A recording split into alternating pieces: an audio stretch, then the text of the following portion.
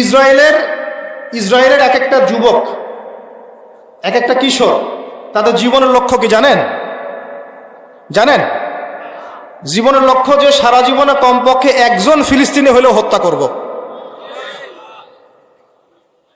ওদের ওখানে সবাইকে মিনিমাম 1 থেকে 2 বছর সামরিক প্রশিক্ষণ দেওয়া হয় প্রত্যেক যুবককে। এগুলো আপনারা জানেন? সবার সিভিলাইজ, মানে আমরা যেটা বলি সিভিলিয়ান, আর একটা থাকে মিলিটারি উইংস। উত্তর কোরিয়া, চায়না, দক্ষিণ কোরিয়া, এই কান্ট্রিগুলোতে দেখা যায় সিভিলিয়ানসদেরকে কমপক্ষে 6 মাস বা 1 বছরের ট্রেনিং দেওয়া হয়, যাতে ওরাও যদি কখনো প্রয়োজন হয় যেন জাতি গঠনে ভূমিকা রাখতে পারে। আমাদের মতো মুসলিম কান্ট্রিগুলোতে এগুলো নাই এখন আর। আপনার জীবনের উদ্দেশ্য না থাকতে পারে, একটা ইসরায়েলের ছেলের উদ্দেশ্য হচ্ছে সে কমপক্ষে 1 ইঞ্চি জায়গা চায়, যেটা সে ফিলিস্তিনিকে হটিয়ে ওখানে দখল করবে। তার উদ্দেশ্য হচ্ছে কমপক্ষে সে ওই জায়নিস্ট স্টেট অফ ইসরায়েল গঠনে একটা ভূমিকা রাখতে পারে, অন্তত একটা ফিলিস্তিনিকে মারতে পারে। ওদের সাক্ষাৎকারগুলো দেখেন অনলাইনে বসে বসে। একটা মুসলিম কান্ট্রিকেও ইহুদি খ্রিস্টানরা ছাড়বে না। আপনি দেখে নিন, একটা মুসলিম কান্ট্রিকেও ইহুদি খ্রিস্টানদের এই যে শক্তি, জায়নিস্ট মুভমেন্ট, এরা ছাড়বে না, বাদ দিবে না। মনে করছেন যে আজকে তো আমার কাছে কিছু নাই, আসে নাই, আমি তো ভালো আছি, এই ভালো আপনি বেশি দিন থাকতে পারবেন না। সবসময় তারা সামরিক আগ্রাসন চালাবে জরুরি না, মাঝে মাঝে অর্থনৈতিক আগ্রাসনও চালাতে পারে, বাণিজ্যিক অস্ত্র প্রয়োগ করতে পারে, স্যাংশন দিতে পারে, ভিসা নীতি বাতিল করতে পারে, অভ্যন্তরীণ রাজনীতির মধ্যে মাথা ঢুকাতে পারে, মুসলিমদের মধ্যে বিভক্তি সৃষ্টি করতে পারে, ওদের এজেন্ডা বাস্তবায়ন করার জন্য সুদভিত্তিক অর্থনীতি চালু করতে পারে, ওদের এনজিওগুলো গ্রামে গঞ্জে ছড়াই দিতে পারে, ওদের কাদিয়ানি মুভমেন্ট ছড়াই দিতে পারে, ওদের এই যে খ্রিস্টান মিশনারিদের তৎপরতা মুসলিম কান্ট্রির মধ্যে ছড়াই দিতে পারে। ওরা শুধু যে সামরিকভাবেই হস্তক্ষেপ করবে জরুরি না। কখন সামরিকভাবে হস্তক্ষেপ করে তারা? যখন দেখে যে একটা জাতির সাথে কোনোভাবেই পেরে ওঠা যাচ্ছে না, তখন গিয়ে তারা বিভিন্ন ইস্যু সৃষ্টি করে এবং ভাইয়ে ভাইয়ে দ্বন্দ্ব লাগায়, পরে গিয়ে বলে আমরা এখানে গণতন্ত্র কায়েম করতে আসছি। আমরা যখন ছোটখাটো ইস্যু নিয়ে কথা চালাচালি করি, কাদা ছোড়াছড়ি করি, অনলাইন গরম করে রাখি, ওই সময়ও গাজায় বোমা পড়ে, ওই সময়ও আমাদের কিছু বোনকে তুলে নিয়ে যাওয়া হয়, ধর্ষণ করা হয়, আমাদের মাদের কোল খালি হয়, ভাইদেরকে কারাগারে নেওয়া হয়, একটা হাসপাতালে বোম ফেলা হয়। 7 অক্টোবর থেকে এখন কত তারিখ? আজকে 20 ডিসেম্বর। এই 1-1.5 মাসের মধ্যে শহীদের সংখ্যা এখন 19,600 জন। 19,000 আমাদের ফিলিংস হবে না, বিকজ তার মধ্যে আমার সন্তান নাই, তার মধ্যে আমার ছেলে ওসমান নাই, ওমার নাই, আমার মেয়ে মারিয়াম নাই, আমার মেয়ে আয়েশা নাই। এই জন্য আমি বুঝতে পারবো না, আপনিও বুঝতে পারবেন না, বিকজ তার মধ্যে আপনার ভাই নাই, তার মধ্যে আপনার সন্তানও নাই, আপনার মাও নাই, আপনার বোনও নাই। বাংলাদেশের মানুষ বুঝতে পারবে না, পাকিস্তানের মানুষ বুঝতে পারবে না, সিরিয়ার মানুষ বুঝতে পারবে না, আরব রাষ্ট্রের মানুষরা বুঝতে পারবে না, কারণ আমাদের কেউ সেখানে মারা যায় নাই, শহীদ হয় নাই। মুসলিম উম্মার সবচেয়ে বড় ক্ষতি করেছে যে মতবাদগুলা, তার মধ্যে অন্যতম একটা মতবাদ হচ্ছে জাতীয়তাবাদ। কি ভাই? তুমি চাইনিজ, উইঘুর, আমি বাংলাদেশি, তুমি প্যালেস্টাইনি, আমি বাংলাদেশি, তুমি সিরিয়ান, আমি বাংলাদেশি, তুমি ইয়েমেনের মানুষ, আমি বাংলাদেশের, তুমি সাউথ, আমি বাংলাদেশ, তুমি পাকিস্তান, আমি বাংলাদেশ, তুমি আফগান, আমি বাংলাদেশ। এই যে একটা ন্যাশনালিজম, জাতীয়তাবাদ, এটা আমাদের অন্তরটাকে কেটে পিস পিস করে ফেলে গেছে। তবে সূরা হুজুরাতে আল্লাহ পাক বলেছেন এই পরিচয়টা খারাপ না, গোত্রগত পরিচয়টা খারাপ না। ইয়া আইয়ুহান নাস ইন্না খালাকনাকুম মিন যাকারিন ওয়া উনসা ওয়া জাআলনাকুম শুউবান ওয়া ক্বাবাইলা লিতাআরাফু, মানে এভাবে আমি ভাগ করে দিয়েছি কবিলায়, জাতিতে তোমাদেরকে, হে মানব জাতি, যাতে তোমরা একে অপরের সাথে পরিচিত হতে পারো। পরিচয়, জাতিগত পরিচয় খারাপ না। কখন খারাপ? যখন আমরা বৃহত্তর মুসলিম উম্মাহকে পিস পিস করে কেটে কাঁটাতারের বেড়া দিয়ে আলাদা করে দিলাম। এগুলোকে বলে অনিকেত প্রান্তর। কি বলে? এই শব্দটাকে শোনেন না? অনিকেত প্রান্তর, এগুলোকে বলে অনিকেত প্রান্তর, কাঁটাতারের বেড়া। মানে আপনাকে কাঁটাতারের বেড়া দিয়ে দিয়ে অনুভূতিগুলোর ব্যবচ্ছেদ করা হয়েছে। ব্যবচ্ছেদ বোঝেন? জীববিজ্ঞানে যারা পড়েন ব্যবচ্ছেদ করেন নাই? মেডিকেল সায়েন্সে যারা পড়েন, হ্যাঁ, একদম শুধু বিভক্ত না, পিস পিস করে কেটে প্রত্যেকটা পার্ট আলাদা করে ফেলাকে বলা হয় ব্যবচ্ছেদ। মেডিকেল সায়েন্সে তো আপনারা করেছেন, ইন্টারমিডিয়েট লেভেলেও তো করেছে ব্যবচ্ছেদ। ব্যাঙের ব্যবচ্ছেদ, তারপরে আরো কত প্রাণীর ব্যবচ্ছেদ করেছিলাম না আমরা। এখন মুসলিম উম্মাহকে এইভাবে পিস পিস করে ব্যবচ্ছেদ করা হয়েছে। অন্যতম একটা মতবাদ ন্যাশনালিজম। এই জন্য আমরা বুঝতে পারবো না যে ওইখানে ভাইরা কি কষ্টে আছে। আমরা বুঝতে পারবো না যে ওখানকার বোনদের কি অবস্থা, তাদের খাবারের কি সংকট, পানির কি সমস্যা, ইন্টারনেট নাই, যে কোনো সময় বোম এসে পড়তে পারে, এই আতঙ্কে তারা রাত কাটায়। এটা আমরা বুঝতে পারবো না। আর আমরা যেন বুঝতে আরো বেশি না পারি, এই জন্যে মুসলিম জাতির মধ্যে বিভিন্ন দেশে দেশে এক শ্রেণীর দাড়ি টুপিওয়ালা মানুষকে প্রশিক্ষণ দিয়ে পাঠানো হয়েছে, যাতে আপনাদেরকে এই ফিলিংসটা, এই ব্যথাটা অনুভব করতে দেয়া না হয়। তারা কোরআন সুন্নাহ থেকে দলিল দিয়ে প্রমাণ করে দিবে যে ওইটা ওদের অভ্যন্তরীণ সমস্যা, আমাদের কিছু করার নাই। এমনকি তারা আপনাকে এর জন্য একটা মিছিল, একটা মিটিং, একটা কনফারেন্স, একটা সেমিনার, একটা পোস্ট, একটা লেকচার, একটা জ্বালাময়ী বক্তব্য দিতে দিবে না। দিলে পরে তারা আবার পুরো দলবল নিয়ে আপনার পিছনে লেগে পড়বে আপনাকে বিতর্কিত করার জন্য। এগুলো প্রশিক্ষিত শয়তান, এগুলো হচ্ছে ওয়েল ট্রেন্ড জুনুদ, মানে জুনুদুল ইবলিস, ইবলিসের বাহিনী।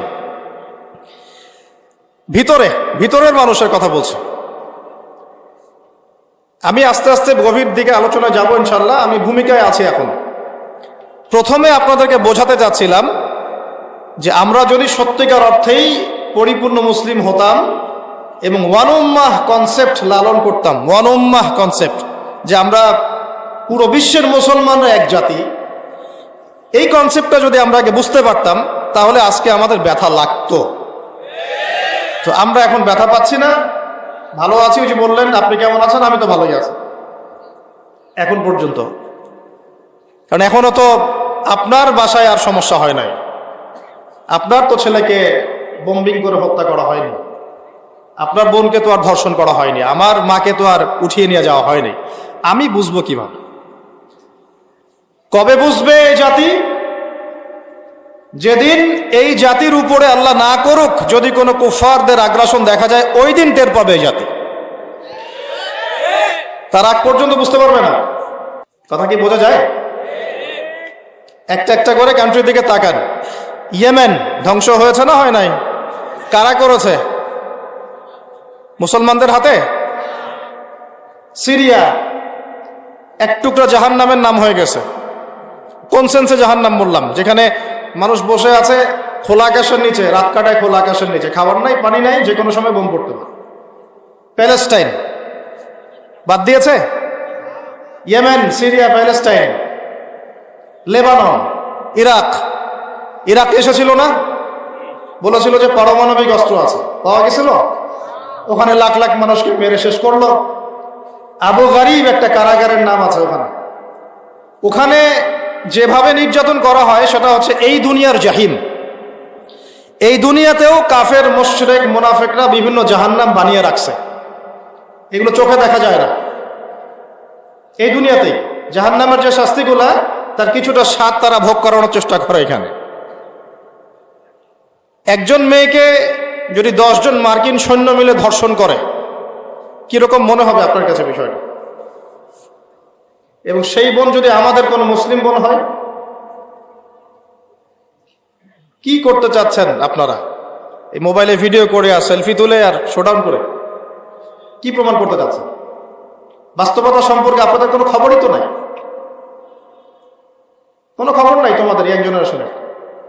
আগামী দিনে বাইতুল মুকাদ্দাস এই দাড়ি পাকা মানুষগুলো জয় করবে না। এই দাড়ি পাকা মানুষগুলো হয়তো পৃথিবীতে সর্বোচ্চ 20-30 বছর থাকবে, সর্বোচ্চ, আল্লাহ ভালো জানে। জেনারেশন এটাই বলে, জেনারেশনের কথা হচ্ছে এইটাই। কিন্তু আগামী দিনে বাইতুল মুকাদ্দাস বিজয় হবে ইয়াংদের হাতে, যুবকদের হাতে। তো তার তো কোনো ফিলিংসই নাই যে সারা বিশ্বে কি হচ্ছে, কোনো খবরই নাই। মিডিয়া, কিছু পশ্চিমা মিডিয়া থেকে কিছু খবর দেখে, ওগুলোকে সত্য মনে করা শুরু করে। কিছু মানুষ মাথা ধোলাই করে দেয়, ওটাই সত্য মনে করা শুরু করে। মাঝে মাঝে আল্লাহ রাব্বুল আলামিন কিছু ঘটনা ঘটান, যে ঘটনাগুলো সমাজের মানুষের মধ্যে চোখে আঙ্গুল দিয়ে দেখায় দেয় যে কারা হকের পথে আছে, কারা বাতিলের পথে আছে। এই সারা বিশ্বের এই গাজা ইস্যু, প্যালেস্টাইন ইস্যুটা বিগত 100 বছর থেকে চোখে আঙ্গুল দিয়ে দেখায় দিচ্ছে কারা সত্যিকারের কাফের, কারা সত্যিকারের জালেম, কারা সত্যিকারের মাজলুম, কারা সত্যিকারের মুনাফিক। এখনো যদি আপনার চিনতে বাকি থাকে বা আপনি ব্যর্থ হন, তাহলে আপনার জন্য আমার নসিহত, আপনি প্রত্যেক জুমায় সূরা কাহাফ পড়েন। কোন সূরা? কারণ সূরা কাহাফ পড়লে মানুষ দাজ্জালকে চিনতে পারে। সূরা কাহাফ পড়লে মানুষের অন্তর দৃষ্টিটা খুলে যায়। কারণ ওখানে মূসা এবং খিদির আলাইহিস সালামের যে ঘটনা আছে, ওই ঘটনা আপনাকে চিনাই দিবে কোনটা হক কোনটা বাতিল। ওই ঘটনা আপনাকে চিনাই দিবে যা চোখে দেখা যায় তা সবসময় সত্য না, যা পিছনে থাকে তা সত্য, যা দেখা যায় না। আমরা কি এই পর্যন্ত একটা পারমাণবিক মিসাইল তৈরি করতে পারছি? আমাদেরকে পশ্চিমারা ভয় করবে? আমার মতো যত ইমান থাকুক, আপনাদের মতো যত মাদ্রাসা থাক, যত ওলামায়ে কেরাম থাক, যত বড় বড় বিশ্ববিদ্যালয় করেন, দারুল ইলম করেন, ইফতা দেন, যত কিছুই করেন, যদি সামরিক কোনো বিষয় চলে আসে, ওরা কি আমাদেরকে ভয় করবে আদৌ? বরং দেখা যাবে আমরা ওদেরকে ভয় করতেছি। কেন? ওদের কাছে এত বড় বড় মিসাইল আছে, এত বড় বড় পারমাণবিক অস্ত্র আছে, কিছু বলা যাবে না, বললে যদি মেরে দেয়, একটা মেরে দিলে বাংলাদেশ পানির তলে চলে যাবে। এই ভয়ে আমরা কিছু করতে পারবো। এখন আমাকে বলেন, ইসলাম কি আমাদেরকে প্রযুক্তিগত উন্নয়নে বাধা দিয়েছিল? তাহলে আমরা আজ পর্যন্ত বিগত 50 বছরে একটা মিসাইলও তৈরি করতে পারলাম না কেন? এই মিসাইলগুলো কি মাদ্রাসার ছেলেপেলে তৈরি করবে, না জেনারেল লাইনের ছেলেপেলে তৈরি করবে? তাহলে জেনারেল লাইনের ছেলেপেলেদের শিক্ষার কি অবস্থা? তারা কেন তৈরি করতে পারল না? তাদের পিছনে তো কোটি কোটি টাকার ফান্ডিং হয়, বাজেট হয়। মাদ্রাসার পিছনে কয় টাকার ফান্ডিং হয়? মাদ্রাসা ওলামায়ে কেরাম দারুল ইলম প্রডিউস করবে। দারুল ইলমগুলো আপনাকে আলেম প্রডিউস করবে। তারা তো আপনাকে যোদ্ধা তৈরি করে দিবে না, তারা আপনাকে মিসাইল তৈরি করে দিবে না, তারা আপনাকে জিডিপি বাড়ায় দিবে না, তারা আপনাকে ক্ষেপণাস্ত্র তৈরি করে দিবে না, আকাশ প্রতিরক্ষা ব্যবস্থা তৈরি করে দিবে না। এগুলো কে তৈরি করবে? সেই জেনারেল শিক্ষিত প্রজন্মের দিকে আপনি তাকান। আমিও তো সেই ব্যাকগ্রাউন্ডের মানুষ, আমরা তো সেই ব্যাকগ্রাউন্ডেরই মানুষ। আপনি আমাকে দেখেন, বিগত 30 বছরে, বেশি দিন বলবো, বিগত 30 বছরে এই জেনারেশন যেটা তৈরি হয়েছে, তারা সায়েন্টিফিক ক্ষেত্রে কি উন্নতিটা করেছে? ওরা কি আবিষ্কার করেছে? কি আবিষ্কার করেছে ওরা? তারা অস্ত্রশস্ত্র থেকে কি উন্নতি করতে পেরেছে? তারা অর্থনীতিতে কি ভূমিকা রাখছে? তারা দেশের রাজনীতিতে কি ভূমিকা রাখছে? আমি বিগত 30 বছরের এই প্রজন্মটার কথা বলছি, আমি 71 সালের জেনারেশনের কথা বলছি না। তাদের কাছে কিছুই ছিল না ওই সময়, বাপ দাদাদের কাছে। তারা ওই সময় আমরা যা খাই তাও খেতে পারতো না। তারপরেও গেরিলা প্রশিক্ষণ নিয়ে পাকিস্তানিদের সাথে লড়েছিল, 9 মাসে স্বাধীনতা ছিনিয়ে আনছে। এই জেনারেশনটা করতে পারবে? এই জেনারেশনটাকে যেভাবে শিক্ষা দিচ্ছে, তাদের পড়াশোনা, তাদের সিলেবাস, এগুলো পড়ে তারা কি দিচ্ছে জাতিকে? একটু ঠান্ডা মাথায় ভাবেন তো, এগুলো একটু ভাবেন ঠান্ডা মাথায়। তারা আমাদেরকে নৈতিকতা দিতে পারলো কি? না। তারা আমাদেরকে একটা আখলাক দিতে পারলো, চরিত্র দিতে পারলো? যে ওরা পাগলের কাজ করতেছে। কি করতেছে? পাগলের কাজ। ওরা নাকি কুকুরের মতো পাগল হয়ে গেছে। নামাজ একজন বলতেছে যে সুবহানাল্লাহ, একজন বলছে কে বলেছে আপনাকে যে ইহুদিদের সাথে মুসলমানের যুদ্ধ হচ্ছে? মানে ওখানে ওরা বিশ্বাসই করতে চায় না, মানতেই চায় না যে হামাস মুসলিম। কে বলেছে আপনাকে ইহুদিদের সাথে মুসলমানের যুদ্ধ হচ্ছে? এইভাবে অনলাইনে বক্তব্য দিচ্ছে। তো এখন আপনি তো তাকে অনেক বড় শায়েখ মনে করছেন, তার মাযহাব ফলো করছেন আপনি। এখন কে বলেছে যে আপনিও তাকলিদ করেন না? শায়েখ যা বলছে অন্তভাবে মেনে নিচ্ছেন তো আপনি। এক শায়েখ বলে দিল যে এই মানুষ বাংলাদেশের মাটিতে খারেজি হয়ে গেছে, বলে দিল। এখন আপনিও লাফাচ্ছেন, আপনি তো জানেন না যে খারেজি কাকে বলে, কোন উসুল থাকলে হয়, কেন হয়, কি কারণে হয়। আমার শায়েখ বলেছে, ব্যাস, ফুল স্টপ। তাহলে আদতে আমরা কিন্তু আমাদের চিরায়ত যে জামা এখান থেকে বের হয়ে নতুন নতুন জামা ফর্ম করছে। আল্লাহ পাক আমাদেরকে কথাগুলো বোঝার তৌফিক দান করুন। আমি মূল জায়গা থেকে এখন আস্তে আস্তে শেষ করতে চাচ্ছি, আপনারা একটু ধৈর্য ধরে বসেন। এই কথাগুলো বলতে চাই নাই, কেন বললাম? বলার কারণ হচ্ছে মাজলুমদের পক্ষে যদি আমরা অবস্থান নিতে ব্যর্থ হই, কাল কিয়ামতের মাঠে আল্লাহ পাক আমাদেরকে ছাড়বে না। মাজলুমদের, আবার বলি শোনেন, মাজলুমদের পক্ষে যদি আমরা অবস্থান নিতে ব্যর্থ হই, কথা বলতে ব্যর্থ হই, লিখতে ব্যর্থ হই, আকীদা রাখতে ব্যর্থ হই, আল্লাহ পাকের কাছে পার পাওয়া যাবে না। দুনিয়াতে পার পেতে পারে না, দুনিয়াতে পার পেতে পারে। আর যেভাবে আমরা জাতিগত বিভক্তি সৃষ্টি করছি এবং ভিতরে যে এক শ্রেণীর মুনাফিক ঢুকে নিজেদেরকে আলেম পরিচয় দিয়ে মাজলুমের বিপক্ষে অবস্থান নিয়ে জালেমকে প্রমোট করছে, এদেরকে চিনে রাখেন বাংলাদেশের মানুষ, চিনে রাখেন। আজকে থেকে 5-10 বছর পর আরো ভালো করে চিনতে পারবেন ইনশাআল্লাহ। আমি হলফ করে বলতেছি, যদি আমাদের জাতির উপরে কোনো বিপর্যয় নেমে আসে, তবুও এদেরকে আপনি আপনার পাশে পাবেন না। বরং মুসলমানদের দুর্দশায় এরা মিষ্টি বিতরণ করে খুশি হয়, খুশি হয়। মিষ্টি বিতরণ করে মানে খুশি হয়।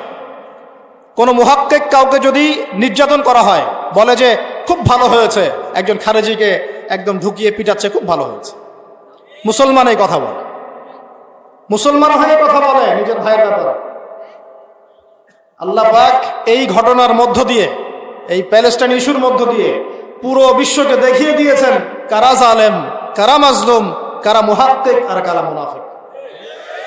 এরপরে ভাই আপনার চিনতে ব্যর্থ হলে আপনি সূরা কাহফ পড়বেন। এখন আসেন, এখন আমি মূল জায়গায় আসছি এবং এখান থেকে শেষ করতেছি।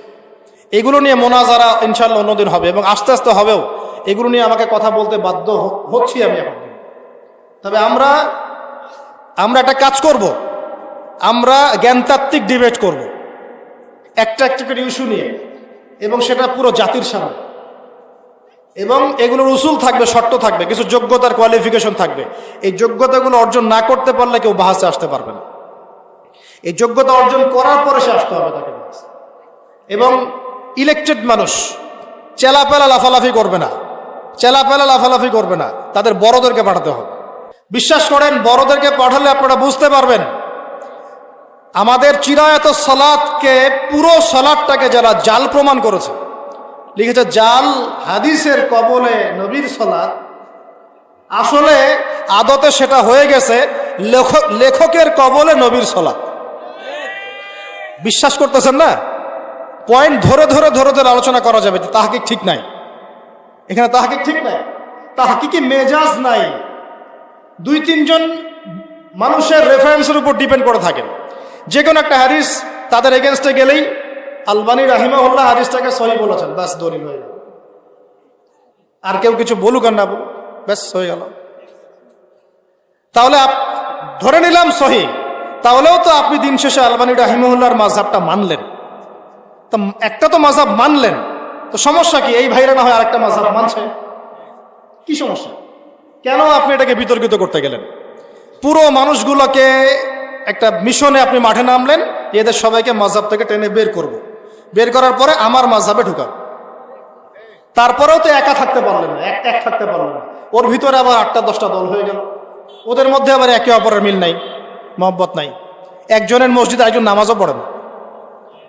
আমার চেয়ে বেশি জানেন এগুলা।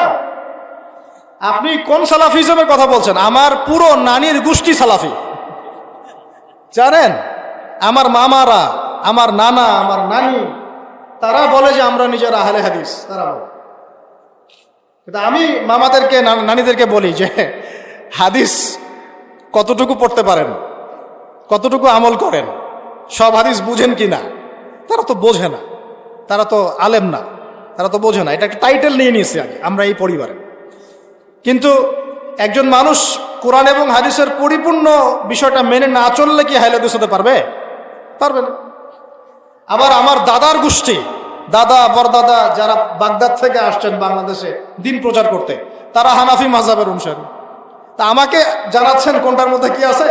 আমি অনেক ভালো জানি আপনার চাইতে কার ভিতরে কি আছে।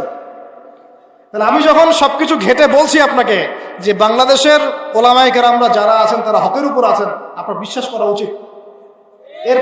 এরপরও যদি বিশ্বাস না হয় তাহলে মোনাজারায় বসেন, আপনি বড় বড়দেরকে নিয়ে বসেন, এই ব্রাদার সিস্টারদের সাথে তো বসতে পারবো না আমরা। ও তো আল্লাযী খালাকাকুম আর আল্লাযী খালাকাকুমের অর্থ পার্থক্যই বোঝে না। আল্লাযী খালাকাকুম, হ্যাঁ, কার খালা? আমার খালা না আপনার খালা? এই খালাকাকুমের অর্থ কি আর খালাকাকুমের অর্থ কি বুঝে? পার্থক্যটা কি? তাসাআলুনা বিহি ওয়াল আরহাম আর তাসআলুনা এর মধ্যে পার্থক্য বুঝে? তাসআলুনা তাসাআলুনা সিগার মধ্যে পার্থক্য বুঝে? আলহামদু আর আলহামদুর মধ্যে কি পার্থক্য হয় বুঝতে পারে কি? বিসমিল্লাহির রহমানির রহিম আর বিসমিল্লাহির রহমানির রহিম এর মধ্যে পার্থক্য বুঝে? তো কার সাথে বসতে বলতেছেন আমাকে? বড়দেরকে নেন, বড়দের একটা টিম তৈরি করেন, আমরা বড়দেরকে নিয়ে একটা টিম তৈরি করি, নিয়ে বসেন, দেখি তারপর মোনাজারা আসে। একটা একটা করে ইস্যু নেন।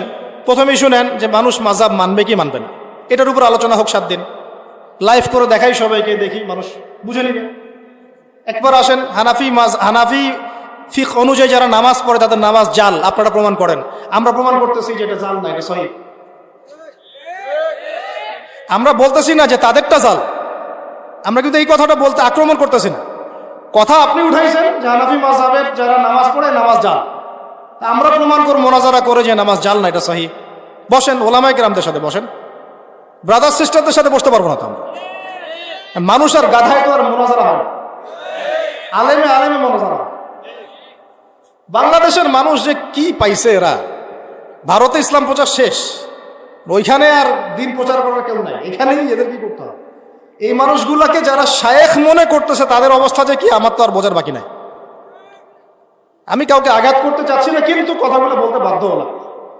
তো আপনারা যদি এগুলো না বুঝতে পারেন তাহলে আলেমদের সাথে পরামর্শ করবেন কমসে কম। ইন্টারনেটের যুগ, সবাই একটা জিনিস দেখলেই মনে করে নাই তাই তো একটা দলিল পাইলাম, এটা তো আমরা জানতাম না, আমার হুজুর কি জানে না, এরকম মনে করে আপনি আবার দল থেকে বিচ্যুত হয়ে যান, জামাত থেকে বিচ্যুত হয়ে যান। একটা জিনিস শুরু করার আগে কমপক্ষে মুহাক্কিক আলেমদেরকে জিজ্ঞাসা তো করবেন যে হুজুর এটা ঠিক আছে কিনা। এই মাসআলাগুলোকে নিয়ে বিগত প্রায় 5 থেকে 10 বছরে তর্ক করতে করতে করতে করতে সমাজটাকে বিভক্ত করে রেখে দিয়েছে। আপনি মনে করেন আব্দুল্লাহ ভাই আপনি জোরে আমিন বলেন, ঠিক আছে, আপনার দলিল আছে। ওই যে ভাই আব্দুর রহমান আস্তে আমিন বলতেছে, ওর দলিল নাই? আপনার কাছে মনে হচ্ছে ওর দলিল নাই, কিন্তু দলিল তো ওরটা সহিহ। তো বাংলাদেশের মানুষ, অনেক মানুষ আসতে বলেছে, তো কি সমস্যা হয়েছে? এটাই কি একমাত্র ইস্যু যেটা নিয়ে দেশ কাঁপায় ফেলতে হবে?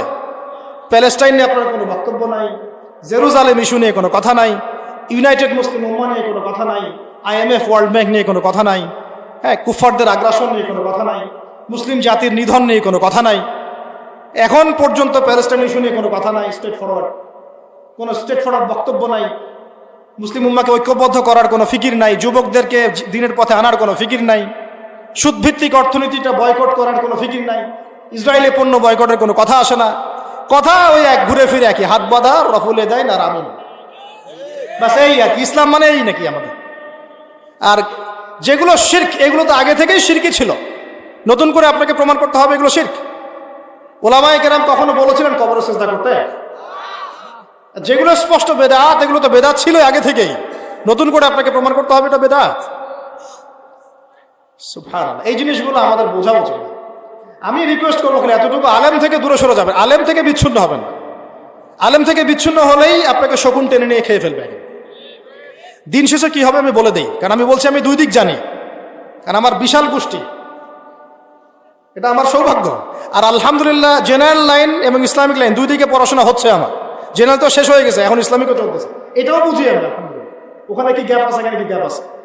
এখন শোনেন, আলেমদের থেকে পরামর্শ না নিয়ে কোনো কিছু চালু করতে যায় না। আর যদি এরকম করতে যান, বিচ্ছিন্ন হয়ে যান, দিন শেষে আপনি সেই ব্যক্তির তাকলিদ করবেন যে আপনাকে তাকলিদের বিরুদ্ধে ফতোয়া দিয়েছেন। বুঝতে পারেন নাই? যে আপনাকে বলেছে তাকলিদ করার দরকার নাই, আলেমরা কিছু বোঝে না, একদম সরাসরি কোরআন সুন্নাহ মানবো, দিন শেষে আপনি ওই ব্যক্তিকেই অন্ধ অনুসরণ করতে বাধ্য হবেন। সেই ব্যক্তি বলে দিবে যে আপনি বাজারে গিয়ে যদি টাকা থাকলেও বড় মাছটা না কিনেন জাহান্নামী হয়ে যাবেন। তো তারপরে আপনি দেখবেন, আপনি মনে করছেন হ্যাঁ তাই তো, আমি তো, সে কি আর দলিল ছাড়া কথা বলবে? এত বড় মানুষ কি আর দলিল ছাড়া কথা বলে? আপনি তার কথাটা গ্রহণ করলেন, তার মানে আপনি তার মাযহাবটা ফলো করলেন কি না? আরেকজন বলে দিল যে তালেবান তোমার জামাই লাগে, ওদের আকীদা মানহাজ ভালো না, অথচ আমেরিকার সাথে যুদ্ধ করে দেশ স্বাধীন করলো, ওরা ইমারা ইসলামিয়া কায়েম করেছে, ওর আকীদা ভালো না, এর আকীদা ভালো। আচ্ছা, বুঝলাম। এখন আপনি মনে করেন যে কাউকে মানেন না, তাকে ফলো করছেন, তার এই বক্তব্য অন্ধভাবে গ্রহণ করলেন, তাহলে আপনি তার মাযহাব ফলো করলেন না? করলেন কি করলেন না বলেন? করলেন। তাহলে দিন শেষে কি হলো? দিন শেষে না আপনি এসপারে থাকতে পারলেন, না ওসপারে যেতে পারলেন। আপনি মুযাবযাবিনা বাইনাহুম, মাঝখানে থেকে গেলেন। লা উলাহা উলা, নাকি আরেকটা জানি, মা উলাহা উলা ওয়া মা উলাহা উলা, মুযাবযাবিনা বাইনাহুম, মানে মাঝখানে থেকে গেলেন, না ডানে যেতে পারলেন না বামে যেতে পারলেন। তো আমি এতক্ষণ যে কথাগুলো বলতে বাধ্য হলাম, তার একটাই উদ্দেশ্য, উলামায়ে হক থেকে বিচ্যুত হবেন না। কিছু করতে চাইলে তাদের সাথে পরামর্শ করেন, তারপরে যদি মনে হয় যে আপনার কাছে মনে হচ্ছে এটা তো বিশুদ্ধ, তাহলে আলেমকে আগে জিজ্ঞাসা করেন, বসেন, কিতাব দেখেন, আপনাকে ধরে ধরে দেখায় দেখ, তারপরে কিছু করেন। ইন্টারনেটের এই যুগ মারাত্মক ফিতনার যুগ। আর আমি এতটুকু এনশিওর করতে পারি আপনাদেরকে ইনশাআল্লাহ, উলামায়ে হক তাদের মধ্যে অনেকের মধ্যে দেখা যায় মনোমালিন্য আছে, থাকতে পারে। অনেকের মধ্যে দেখা যায় দুজন দুটো সংগঠন করে, অনেকের মধ্যে দেখা যায় যে দুজনের দুটা প্রতিষ্ঠান, দুজনের দুটা মত, এরকম কিছু বিষয় থাকতে পারে, কিন্তু সামগ্রিকভাবে তারা একটা ছাতার নিচেই আছে, এক ছাতার নিচে তারা আছেন। অতএব আপনার বিচ্যুত হওয়ার সুযোগটা তুলনামূলক অনেক কম এখানে। আর তাসকিয়া আছে তাদের কাছে, আত্মশুদ্ধি আছে তাদের কাছে, দলিল আদিল্লা আছে, যতটুকু আপনি বুঝতে পারবেন আপনাকে বুঝাই দিবে ইনশাআল্লাহ। আর যুবক ভাইদেরকে আমি রিকোয়েস্ট করি, পড়াশোনা অনেক বেশি, আবেগ চলবে না। এখন কি চলবে না? আবেগ চলবে না। আমরা যদি চাই যে আমাদের হাতে বাইতুল মুকাদ্দাস জয় হোক, চান কি না? আগে ইলমি মোজাকারা খুব জোরে সোরে শুরু করে দেন। এইভাবে শুধু মক্তব পড়ে, বা ধরেন যে নামাজের পরে তালিমে বসেছেন, হ্যাঁ, দু একটা হাদিস শুনলেন, মনে করে নেবেন না যে আমি অনেক জেনে ফেলছি। এমন হয়নি বিষয়টা। আপনাকে গোড়ার থেকে ক্লাসিক্যাল সিলেবাসে আসতে হবে, কোরআন আগে পড়া শিখতে হবে। ভাই, কোরআন পড়া না শিখে কিছুই করতে যায় না। কোরআন পড়া না শিখে আপনার জন্য অন্যান্য বইপত্র পড়া এখনো জায়েজ হয়ে ওঠে নাই। আগে কোরআন আপনার উপর ফরজ হয়ে আছে। এখন আমাদের অনেক ভাইয়ের বই আছে মার্কেটে, এইটা ওইটা, ইন্সপায়ারিং, মোটিভেশনাল অনেক বই আছে, আপনারা ওইগুলোই পড়তে পছন্দ করেন।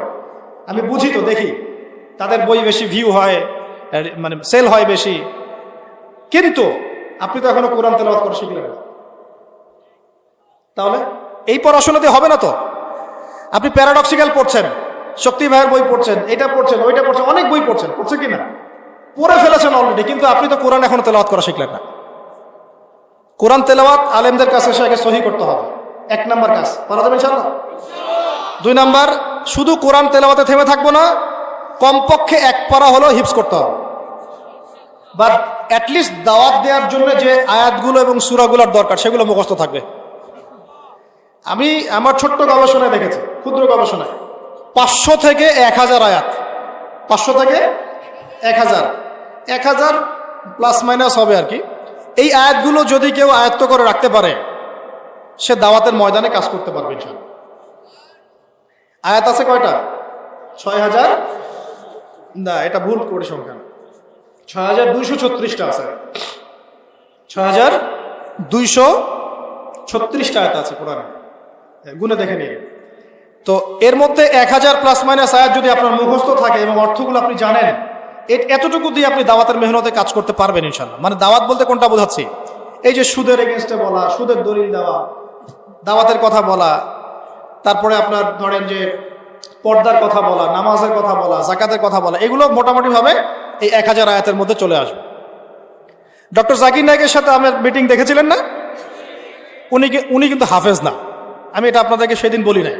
মালয়েশিয়ার সফরে উনার সাথে কনভারসেশনের একটা লেকচার আছে অনলাইনে, 10টা পয়েন্ট বলেছে, উনি 10টা নসিহত করেছেন, কিন্তু আরো অনেক কথা হয়েছে। তার মধ্যে এটা একটা কথা যে উনি বলছে উনি কিন্তু হাফেজে কোরআন না, এমনকি উনি ওই যে ওল্ড টেস্টামেন্ট, নিউ টেস্টামেন্ট যেগুলো রেফারেন্স দেন, Gospel of John, Gospel of Matthew reference দেন না, এইগুলোরও কিন্তু উনি হাফেজ না, এগুলো উনি মুখস্থ করেন নাই।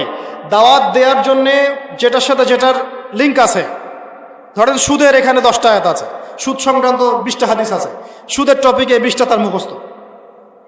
মনে করেন লা ইলাহা ইল্লাল্লাহ কালিমার একত্ববাদ বোঝাতে হবে, একত্ববাদ সংক্রান্ত আয়াতগুলা এবং এর হাদিসগুলা তার মুখস্থ। এভাবে টপিক ধরে ধরে ধরে উনি লেকচার শিট রেডি করে রাখেন। উনি কি বই লিখেছেন? ওই লেকচার শিটগুলোই উনি তো নিজে আয়ত্ত করে ওনার স্টুডেন্টদেরকে পড়ান, পাশাপাশি ওনার ছেলে ফারিকের সাথে আমার কথা হয় মাঝে মাঝে, সেও অনেক মাশাআল্লাহ ব্রিলিয়েন্ট একটা ছেলে। তো সেও দেখা যায় ওই জিনিসগুলোকে ইংরেজিতে ওই মালয়েশিয়া এবং বিভিন্ন জায়গায় দাওয়াতে কাজে ওটা ইউজ করে। বাবার রিসার্চটা সে নিজে আবার ওটাকে রিপিট করে। তো আমি বোঝাতে চাচ্ছি যে একজন মধ্যম মানের, আমি মধ্যম মানের কথাই বলছি, বিকজ আমরা নিজেদেরকে হয়তো মধ্যম মনে করি।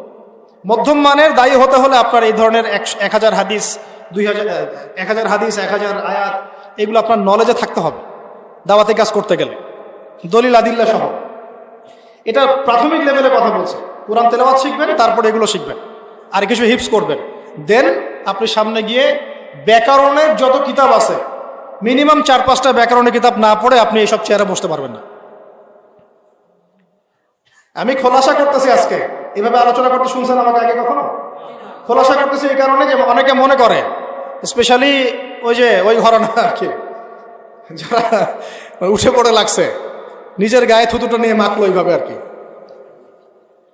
এক ভাই বলছে যে আমি যদি বলি যে এখানে যারা চোর আছেন তাদের সবার মুখে আমি থুতু দেই, আপনার গায়ে লাগবে? লাগবে না, কারণ আপনি চুরি করেন নাই, আপনি চুরি করছেন, আপনার গায়ে লাগবে কেন বলেন?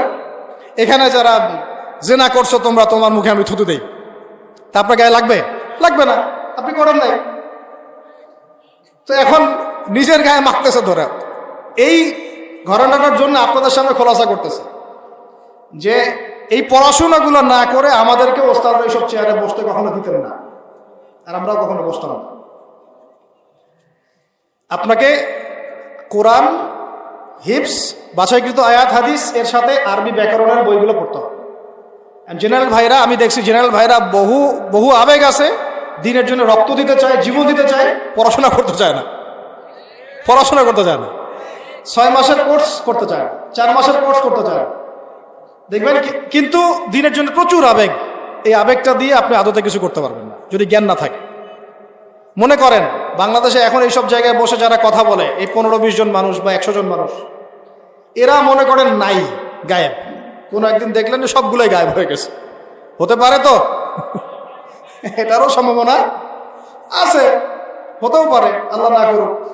তো এখন এই জায়গাগুলো মেকআপ করবে কারা বলেন? এই জায়গাগুলো ফিল আপ করবে কে? আপনাদের মধ্য থেকেই তো মানুষ লাগবে নাকি? তো এই প্রস্তুতি আপনার কোথায়? অনলাইনে বসে আলেমের তো সমালোচনা করতেছেন, অমুক হুজুরের সব ভালো, খালি 2টা বউ আছে, আর অমুক হুজুরের সব ভালো, খালি এই প্রবলেম, অমুক হুজুরের সব ভালো, খালি এই জায়গায় সমস্যা। মানে অ্যানালাইসিসের অভাব নয় আমাদের অনলাইনে আর কি, এবং অ্যানালাইসিসগুলো আলেমদেরকে নিয়ে বেশি। নিজে দেখা যাচ্ছে ফজরের নামাজে কোনোদিন নাই, নিজের চেহারায় দাঁড়িয়েও নাই, নিজের টাকনুর নিচে কাপড়, নিজের পাশে হয়তো পর্দা নাই, রিজিকের ফিকির নাই। একজন আলেম 10টা বই লিখছে, ও কখনো বই লেখার যোগ্যতাও তার হয়নি, সে কোরআনও তেলাওয়াত করতে পারে না, হাদিস তার মধ্যে কিছুই না। আমি কিন্তু অপমান করতে চাচ্ছি না, জাস্ট বলতেছি যে হয়তো ল্যাকিংস, তার যোগ্যতা একেবারেই নাই, কিন্তু এদিকে সমালোচনায় সে 100-100। তাহলে সমালোচনা করবে কে? যার ওই যোগ্যতা আছে সে। আলেম ভুল করলে আলেম করবে সমালোচনা, আপনি কেন কথা বলতে যাচ্ছেন? একজন দায়ী ভুল করলে আরেকজন দায়ী তাকে সেটা জানাবে যে ভাই এটা এইভাবে করলে এইভাবে। আপনি কেন মাঠ গরম করে রাখতেছেন? এতে করে আদতে যেটা হচ্ছে আমরা বিভক্ত হয়ে যাচ্ছি, একে অপরের সাথে খারাপ ধারণা সৃষ্টি হচ্ছে, আলেমে আলেমে রেশারেশি হচ্ছে। ইউটিউবাররা অনেক সময় কাজে উস্কে দেয়, ওর তো দরকার কন্টেন্ট থামদাইন, হ্যাঁ অমুককে ধুয়ে দিলেন তমুক। তো তমুক যখন দেখতেছে আরে অমুক আমাকে ধুয়ে দিল, সেও আবার ওকে ধোয়ার জন্য একটা লেকচার রেডি করে বসে। তখন ইউটিউবার আবার কন্টেন্ট পেয়ে গেল, ও আবার লিখলো যে তার জবাবে যেভাবে ধুয়ে দিলেন তমুক। ব্যাস এই চলতে থাকলো, এতে মানুষ মজা দিচ্ছে। এগুলোতে কি হয় জানেন, সাধারণ মানুষ যারা, এই 90% সাধারণ মানুষ যারা এইভাবে এত বেশি ইসলাম নিয়ে ভাবে না, নামাজ পড়ে, সত্য কথা বলবো, হালাল খাবো, এমন চিন্তা করে, জেনারেল ব্যাকগ্রাউন্ডের মানুষ যারা, তারা ইসলাম সম্পর্কে একটা বিরূপ ধারণা মাথার মধ্যে সেট করে ফেলে। তারা বলে যে আপনারা তো হুজুরদেরই তো ঠিক নাই, এই কথা বলে। আসলে কিন্তু হুজুররা ঠিকই আছে, কিন্তু আপনি উস্কে একজনের পিছনে একজনকে লাগাই দিলেন, এই কাজটা ঠিক হলো না। এই জন্য আমি বলি যে ইউটিউবিংও যারা করতে চায় তাদেরকেও আগে যোগ্যতা অর্জন করতে হবে, পড়াশোনা করতে হবে, কোরআন বুঝবে, হাদিস বুঝবে, অন্তত আলেমের কাছে গিয়ে পরামর্শ করে তো কাজ করবে। কয়জন আলেমদের সাথে পরামর্শ করে কাজগুলো করে জিজ্ঞাসা করেন? কতজন আলেমদের কাছে গিয়েছে, বড় বড় আলেমদের কাছে, যে ওস্তাদ আমি এভাবে কাজ করতে চাই, এইভাবে কিভাবে করতে হবে? আচ্ছা, এখন মূল কথায় আসি ভাই। আমাদের এই জ্ঞানতাত্ত্বিক আগে বিপ্লবটা ঘটাতে হবে, আল্লাহ পাক তৌফিক দান করেন। শুধুমাত্র আবেগ দিয়ে দিন কায়েম হবে না। আমি যে পড়াশোনার সিলেবাসগুলো বললাম, কোরআনের সাথে হিফজ, দাওয়াতের জন্য যে হাদিসগুলো দরকার, যে কোরআনের আয়াতগুলো দরকার, যে প্রাসঙ্গিক বইগুলো দরকার, এগুলো পড়বেন। পাশাপাশি আরবি ব্যাকরণের কিছু বই আপনাকে পড়তে হবে, অ্যাটলিস্ট মিজান মুন সাহেব, অ্যাটলিস্ট আপনাকে নাহু, হেদায়েতুন নাহু, এই বইগুলোর ধারণা থাকতে হবে, না হলে আপনি এবারত পড়তে পারবেন না,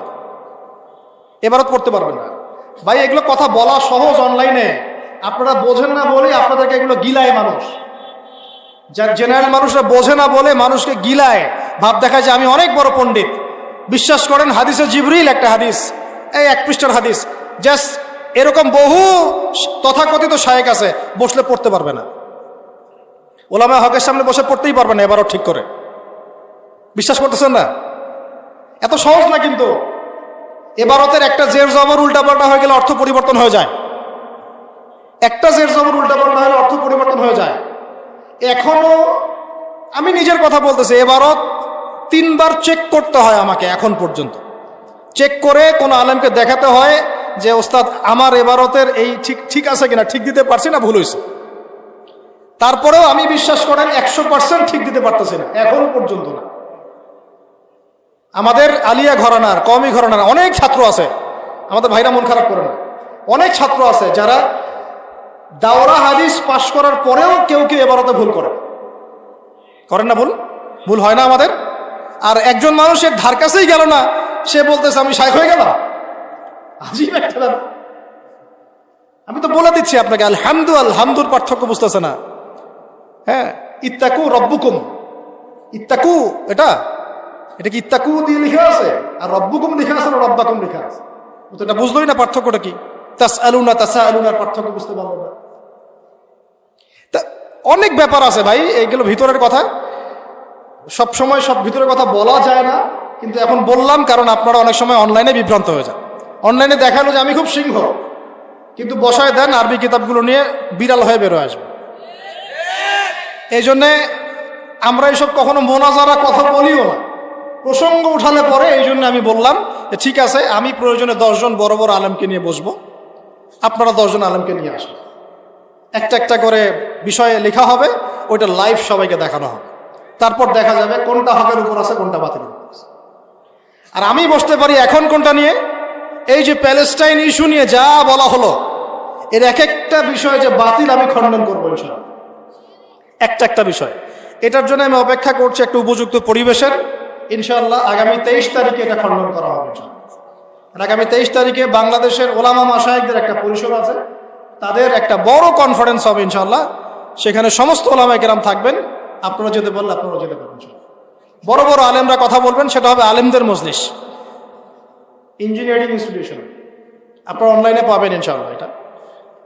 তো ওইখানে প্যালেস্টাইন ইস্যুর প্রত্যেকটা ইস্যু ধরে ধরে ইনশাল্লাহ কথা বলা হবে যে কোন কোন জায়গায় তারা জাতিকে বিভ্রান্ত করছে, মিথ্যা তথ্য দিচ্ছে।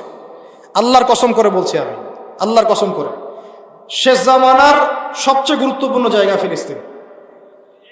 যতক্ষণ পর্যন্ত ফিলিস্তিন মুসলমানদের হাতে আসে নাই, ইহুদিদের পতন হয় নাই, মুসলমানদের কোনো স্বাধীনতা নাই। যেদিন এই পৃথিবী থেকে এই সমস্ত জায়নিস্টদেরকে মুছে ফেলা হবে, ওই দিন মুসলমানরা চিরস্থায়ী স্বাধীনতা অর্জন করবে। এবং ওই জায়গায় যে ভাইরা তাদের জান বাজি রেখে যুদ্ধ করছে, এরা কোশ্চিনকালেও খারাজি না, এরা কোশ্চিনকালেও মিসগাইডেড না, এরা কোশ্চিনকালেও গলদ আকিদা গলদ মানহাজের মানুষ না। এদের আকিদা ঠিক আছে, এদের মানহাজও ঠিক আছে, এদের কাজও ঠিক আছে। প্রমাণ করতে চাইলে প্রমাণ করুক। এরা ইহুদিদের তৈরি করা নয়, এরা এই ভূপৃষ্ঠের মধ্যে এখন পর্যন্ত সবচেয়ে সাহসী মানুষ। এর আগ পর্যন্ত এরা বলেছিল যে তালেবানদের আকিদা ভালো না, এটা সেটা। পরে আপনারা দেখলেন যে তারা কি করলো আমেরিকার সাথে। এখন পর্যন্ত তারা লজ্জা হয় না, এখন পর্যন্ত বলছে যে আকিদা ভালো। যারা জানবাজি রেখে কুফফারদের সাথে ময়দানে জিহাদ করে, ওদের আকিদা ভালো না। আর তুমি ঘরের কোনায় বসে বসে মুজাহিদ ভাইদেরকে গালি দাও, তোমার আকিদা ভালো। বাংলাদেশের মানুষকে তোমরা পাগল পাইছো, হ্যাঁ? বাংলাদেশের মানুষকে পাগল পাইছে। আমরা এতই বোকা হয়ে গেলাম, এতই অন্ধ হয়ে গেছি আমরা। যারা জানবাজি রেখে কুফার শক্তির সাথে ময়দানে রক্ত ঢেলে, বুকের রক্ত ঢেলে দিয়ে যুদ্ধ করে, এদের আকিদা ভালো না, এদের মানহাজ ভালো না। আর তুমি ঘরের মধ্যে বসে বসে উল্টা এদের বিরুদ্ধে পোস্ট দাও, তোমার আকিদা ভালো আর তোমার মানহাজ ভালো। আল্লাহর কসম করে বলতেছি, এই এখন যা চলতেছে, সামনে এগুলো আরো বাড়বে, আরো বাড়বে, ওদের আগ্রাসন আরো বাড়বে। ওরা এই বিশ্বটাকে দাজ্জালের জন্য সাজাচ্ছে। ওলামায়ে হক এরা বুঝবেন, শেষ জামানার দাজ্জালের কনসেপ্ট না বুঝলে আপনি বুঝতে পারবেন না। ওরা ওই জায়গাটা স্বাধীন করতে চাচ্ছে দাজ্জালের জন্যে, ওরা ওখান থেকে ওর শাসন কায়েম করতে চায়। নবীজি বলেছেন শেষ জামানায় 40 দিন ও ওখান থেকে বিশ্ব শাসন করবে। কতদিন? তারপরে মাহদীর বাহিনীর হাতের পরাজয় লেখা আছে, ঈসা আলাইহিস সালামের হাতে এদের পরাজয় লেখা আছে। এরপরে ইনশাআল্লাহ তাআলা ওই জায়গায় ইসলামী খেলাফত আবারও কায়েম হবেই হবে। যারা যা ইচ্ছা করে নেয় করুক, যা ইচ্ছা বলে বলুক, যত মুনাফিকি করে করুক, কিছুই করতে পারবেন ইনশাআল্লাহ। আল্লাহ রাব্বুল আলামিন আমাদের সবাইকে কথাগুলো বোঝার তৌফিক দান করুন। তরুণ সমাজ আমরা যারা আছি, আমাদের করণীয় হচ্ছে আগে ইলমের মেহনত করা, এরপরে ওলামায়ে হকের সাথে থাকা, এরপরে ঐক্যবদ্ধ থাকা, বিচ্ছিন্ন না হওয়া, আল্লাহর রাস্তায় দাওয়াতের মেহনত অব্যাহত রাখা, সৎ কাজে আদেশ করতে থাকা, অসৎ কাজে নিষেধ করতে থাকা, আদর্শ পরিবার গঠন করা, বাচ্চাদেরকে মানুষ করা, হালাল খাওয়া। এবং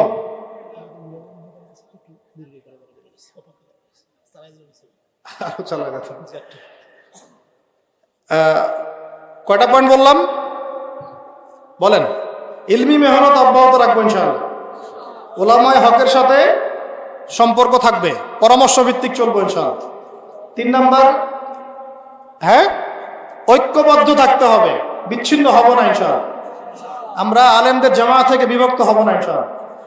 4 নাম্বার হচ্ছে আমরা আদর্শ পরিবার গড়ার চেষ্টা করবো ইনশাআল্লাহ। অবশ্যই অবশ্যই হালাল খাবো, হারামে যাব না।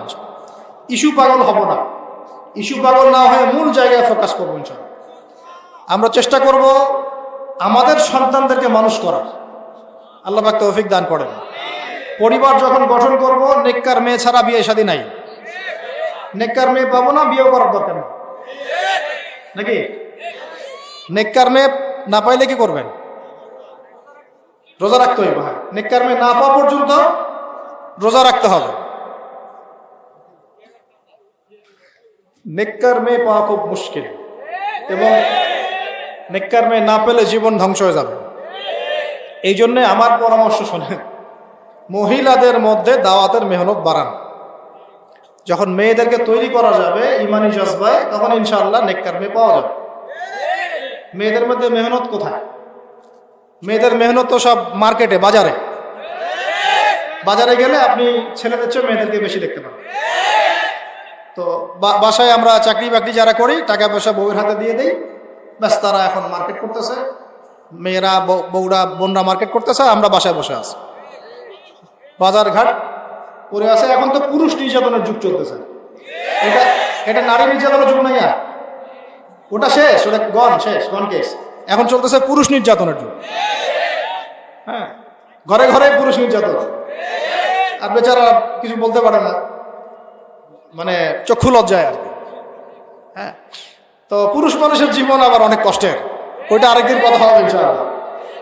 একদিন ইনশাআল্লাহ ইসলাম এবং পারিবারিক জীবন নিয়ে আলোচনা হবে ইনশাআল্লাহ, দীর্ঘ আলোচনা, ওইটা মিনিমাম 2 ঘন্টা সময় লাগবে।